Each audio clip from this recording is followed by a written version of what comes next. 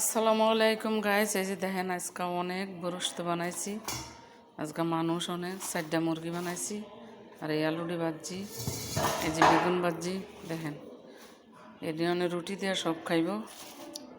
4টা 5টা মুরগি ভাজি। আমার যা খুবই অসুস্থ, আমি মেডিকেলতে আইছি। দোয়া করেন আমার জন্য, যেমন আল্লাহ আমার সুস্থ করে।